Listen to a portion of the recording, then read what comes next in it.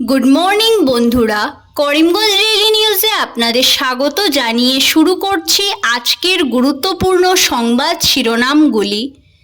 মণিপুরে ব্যাপক হিংসা, আহত শতাধিক মানুষ, ইম্ফল উপত্যকায় কারফিউ জারি, বন্ধ ইন্টারনেট পরিষেবা। বিস্তারিত থাকবে প্রতিবেদনে। মোহাম্মদ শাকির এবং ইফজালের বিরুদ্ধে লুকআউট নোটিশ জারি করিমগঞ্জ পুলিশের। জড়িত সন্দেহে প্রদেশ যুব কংগ্রেস সভাপতিকে জিজ্ঞাসাবাদ। রাজপথে কালভার্ট ভেঙে গর্তে ঢুকে গেল পণ্যবাহী ডাম্পার, শিলং রোডে বিঘ্নিত যান চলাচল। কাঠিগড়া বদরপুর সংযোগী বরাক ব্রিজ ভেঙে পড়ার আশঙ্কা, 6 ইঞ্চি নিচে চলে গেছে ব্রিজের একটি অংশ, জয়েন্টে তৈরি হয়েছে বিশাল বিশাল ফাঁক। বহুমুখী সমস্যায় ধুঁকছে নিলামবাজার হাসপাতাল। সাংসদ কৃপানাথ মালা ও বিধায়ক সিদ্দেক আহমেদের সঙ্গে বৈঠক হাসপাতাল পরিচালন সমিতির। বৃষ্টির মাঝেই 5 গ্রামে নামল ধস, অল্পে রক্ষা পেল একটি পরিবার।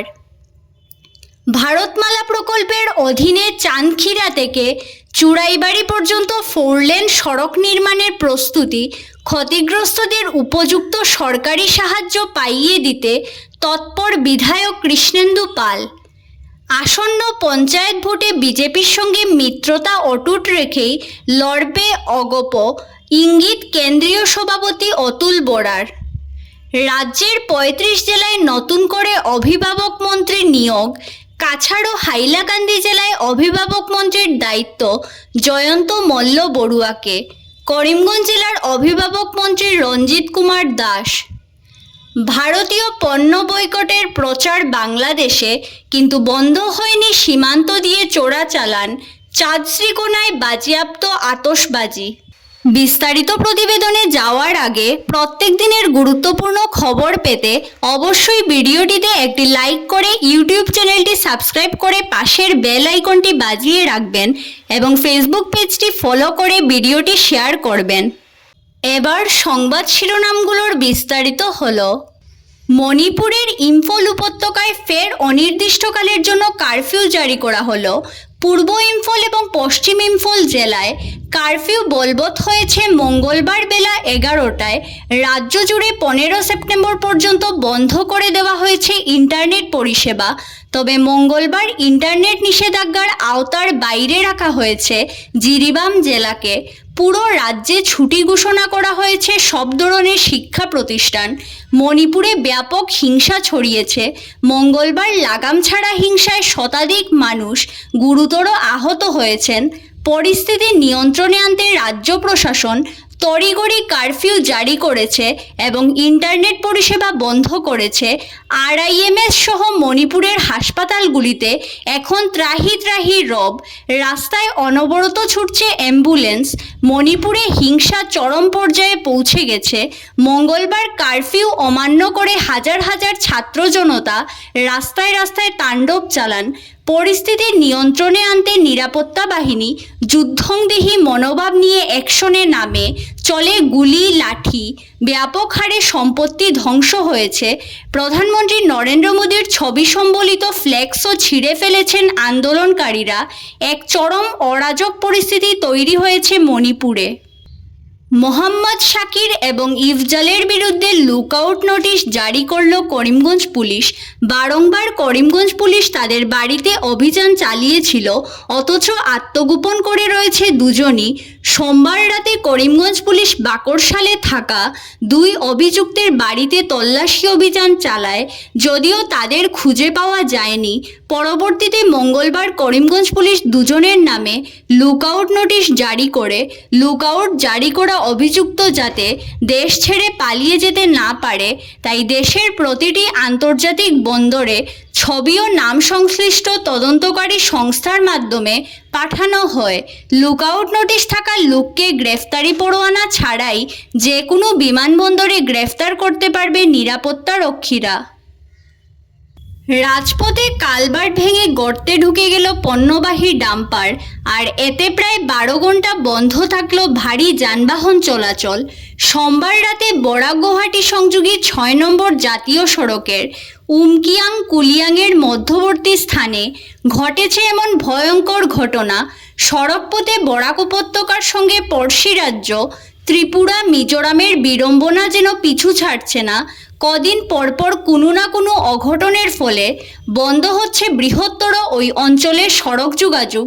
বস্তুত গত 6 মাস থেকেই 6 নম্বর জাতীয় সড়কের মেঘালয়ের অংশে ঘটেই যাচ্ছে নানা অঘটন।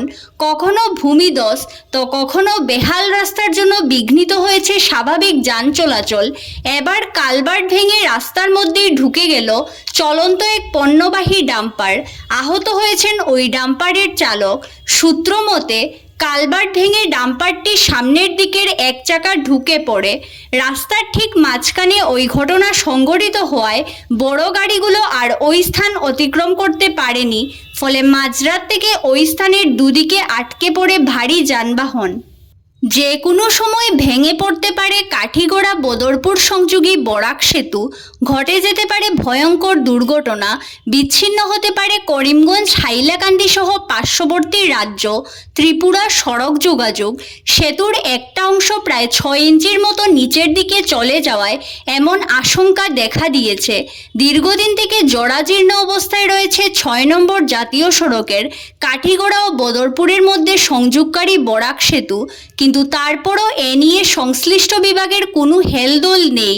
অথচ এই সেতু বিকল হলে গুয়াহাটির সঙ্গে সড়কপথে বিচ্ছিন্ন হয়ে পড়বে বরাকের 2 জেলা করিমগঞ্জ হাইলাকান্দি সহ পার্শ্ববর্তী রাজ্য ত্রিপুরা। দুর্ভোগের মধ্যে পড়বেন হাজার হাজার মানুষ।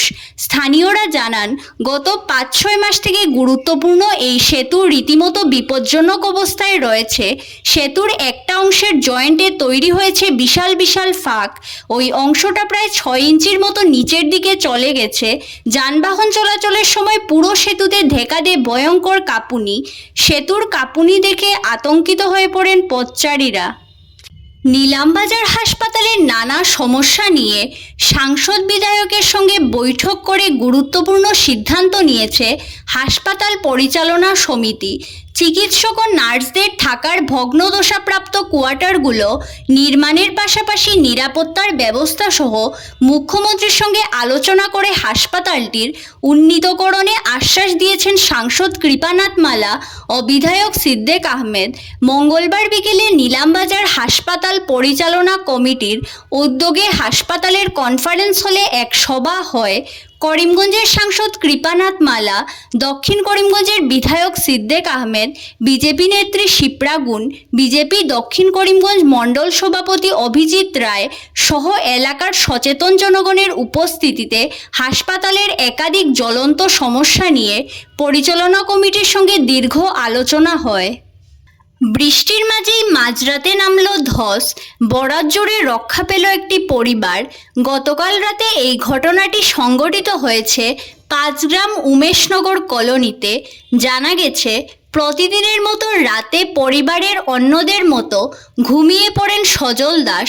ঝড় বৃষ্টির সময় গভীর রাতে হঠাৎ ঘরের পেছনে টিলা থেকে নেমে আসে বড় আকারের ধস। মুহূর্তের মধ্যেই দেয়াল ভেঙে ঘরের ভেতর প্রবেশ করে মাটির স্তূপ। এতে আহত হয়েছেন সজল দাসের স্ত্রী বিজয়া রানী দাস। তখন তিনি বিছানায় ঘুমিয়েছিলেন। তবে বড় ধরনের অঘটন থেকে রক্ষা পায় পরিবারের লোকজন। সজল দাসের স্ত্রী জানান, এ নিয়ে পরপর 3 বার ধস নেমে এসেছে।